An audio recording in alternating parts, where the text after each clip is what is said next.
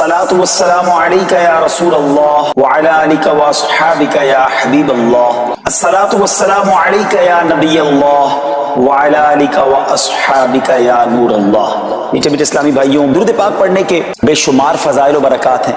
مصطفیٰ جان رحمت شمع بزم ہدایت صلی اللہ تعالی علیہ وسلم کا فرمان عالی شان ہے کہ جو کوئی شخص مجھ پر ایک بار درود پاک پڑھتا ہے، اللہ تعالیٰ اس پر 10 رحمتیں نازل فرماتا ہے، اس کے 10 گناہوں کو مٹا دیتا ہے اور اس کے 10 درجات کو بلند فرماتا ہے۔ تو سبحان اللہ، ایک درود پاک پر اتنی برکتیں ہیں، تو جو کثرت سے درود پاک پڑھتے ہیں ان کو کتنی برکتیں نصیب ہوتی ہوں گی۔ تو ہم سب کو مل کر کثرت کے ساتھ درود پاک پڑھنے ہیں۔ آئیے مل کر محبت کے ساتھ بآواز بلند درود پاک پڑھ لیں۔ صلو علی الحبیب صلی اللہ تعالی علی محمد صلی اللہ علیہ وسلم۔ کبھی رات میں ایسا ہوا ہوگا آپ کے ساتھ کہ آپ بڑے دکھی ہوں گے، ٹینشن میں نیند نہیں آئی ہوگی، بچپن میں خاص طور پہ یا جوانی میں، اور آنکھوں میں آنسو ہوں گے اور آپ اپنی والدہ کے پاس گئے ہوں گے، نیند سے بیدار ہو کر، یا نیند نہیں آ رہی، اور ماں کو کہا ہوگا ماں میں بہت پریشان ہوں، پھنس گیا ہوں ماں، بیمار ہوں یا قرضے میں ہوں، واٹ ایور آپ کا پرابلم تھا۔ سچ بتاؤ ماں نے کیا کیا تھا؟ کروٹ بدل کر سو گئی تھی کہ بیٹا تو جان تیرا کام جانے، یا ماں بھی بے قرار ہو گئی تھی؟ ماں بھی اٹھ کر بیٹھ گئی، ماں نے سینے لگایا، اللہ سے دعائیں کرنا شروع کر دی۔ مجھے ایک بات بتاؤ، میں بستر سے اٹھ کر آنکھوں میں آنسو لیے جب ماں کے پاس گیا، اس ماں نے سینے لگایا۔ کبھی بستر سے اٹھ کر آنکھوں میں آنسو لے کر اللہ کے پاس جاؤ تو صحیح۔ میرا رب تو وہ ہے جس نے میری ماں کے دل میں ممتا بھی اسی نے ڈالی ہے، وہ کئی ماؤں سے زیادہ چاہنے والا ہے۔ ہمارا پرابلم یہ بات ہی نہیں کرتے اللہ سے، ہم سب سے بات کرتے ہیں۔ آپ اس کو ٹرائی کر کے دیکھ لیں، یہ راتیں اللہ سے مانگنے کی ہیں، اور اللہ سے اپنی مادری زبان میں جس طرح بات کرنی ہے بات کریں نا۔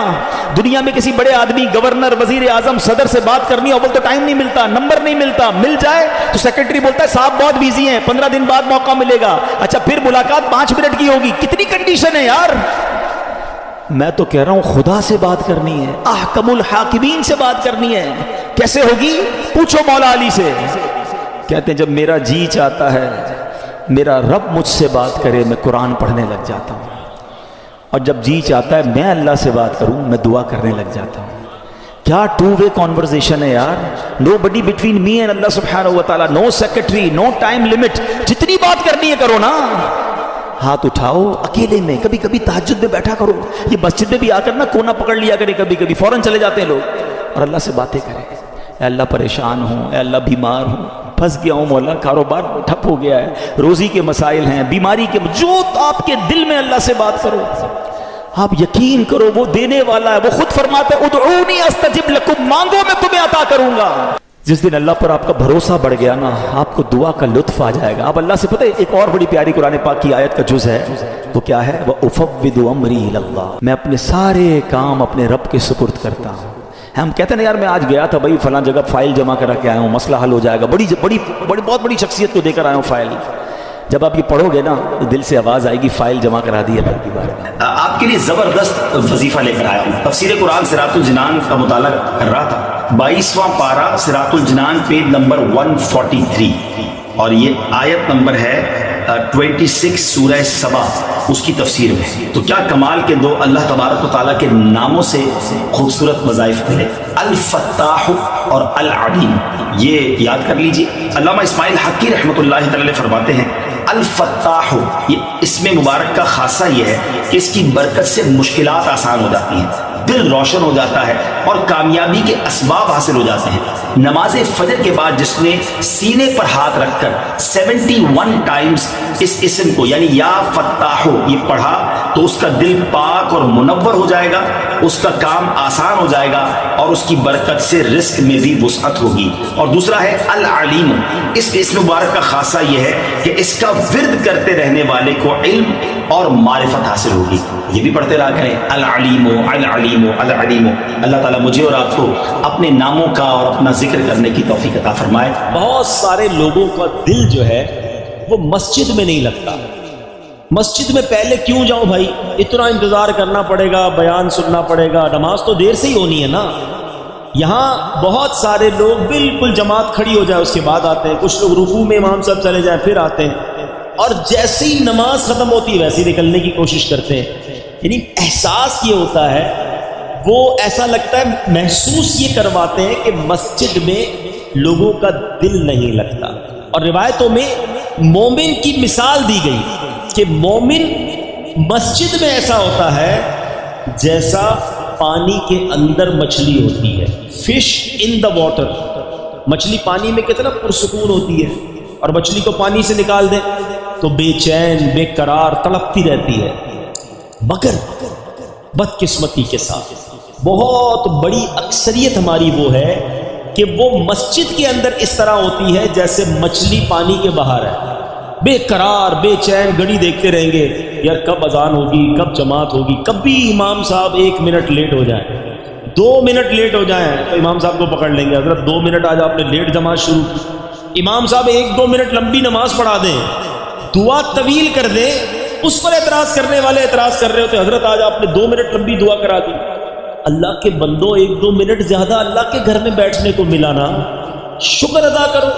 اچھا یہی بندہ باہر چائے کی دکان پر گھنٹوں بیٹھ جائے گا دوستوں کے ساتھ, وہاں کوئی ٹائم نہیں دیکھنا, مسجد میں 2 منٹ زیادہ کیوں گزرے اس پر اعتراض شروع ہو جاتا ہے. اس کا مطلب پتہ ہے کیا ہوا کہ دل مسجد میں نہیں لگ رہا. جس کا دل مسجد میں نہ لگے وہ اپنے دل کا علاج کرائے, کیونکہ مسجد کس کا گھر ہے بتاؤ نا. اچھا آپ کے گھر میں بغیر اجازت کوئی آ سکتا ہے؟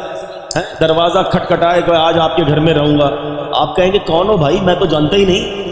جب میرے اور آپ کے گھر میں بے اجازت کوئی نہیں آ سکتا, اللہ کے گھر میں کیسے آئے گا؟ خوش نصیب ہیں وہ لوگ جنہیں روز بلایا جاتا ہے. مسجد میں خود سے کوئی نہیں آتا, بلایا جاتا ہے. جو نہیں آتا نا, اب ماشاءاللہ یہ مسجد اتنی فل ہے کہ پیچھے بھی لوگ کھڑے ہیں. میں آپ سب سے ایک سوال کرنا چاہتا ہوں, کیا صرف جمعہ کی نماز فرض ہے؟ ہونا یہ چاہیے تھا کہ عصر میں بھی مسجد فل ہوتی, مغرب میں بھی فل ہوتی, عشاء میں, فجر میں. اور جو لوگ کہتے ہیں نا یار میں مسجد نہیں جاتا, تمہاری بھول ہے. تم نہیں جاتے, تمہیں بلایا نہیں جاتا. تم اللہ کی بارگاہ میں توبہ کرو کہ اے اللہ مجھے روز اپنے گھر میں بلا, میں اتنا برا ہوں کہ مجھے پورا ہفتہ تیرے گھر میں آنے کا موقع نہیں ملتا. توبہ کر کے اللہ کو راضی کر کے مسجد میں آنا جانا باندھ لو. پنجاب والوں کی ایک بات بڑی مشہور ہے, میں تو جب بھی پنجاب آتا ہوں, باقی شہروں میں بھی ماشاءاللہ ایسا ہے کہ مہمان نواز ہوتے ہیں. جب بھی آئیں بڑا خیال کرتے ہیں مہمانوں کا, ٹھیک ہے نا. تو جب آپ کے گھر کوئی آتا ہے کیا کرتے ہو؟ مہمان خوش ہو کر جائے. ایسا ہی ہے نا, اگر آپ کے گھر پہ کوئی مہمان آتا ہے آپ کیا کہتے ہیں؟ یار مہمان راضی ہو کے جائے. اب مہمان کو کچھ تحفہ بھی دے کے بھیجتے ہیں. ایسا ہی ہے, جب اللہ کے گھر پر کوئی آئے گا تو اللہ اسے جھولی بھر کر نہیں بھیجے گا, اسے خوش کر کے نہیں لوٹائے گا. خوش نصیب ہے وہ لوگ جو مسجد میں روز آتے ہیں, بیٹھتے ہیں, سکون سے ذکر و اذکار پڑھتے ہیں.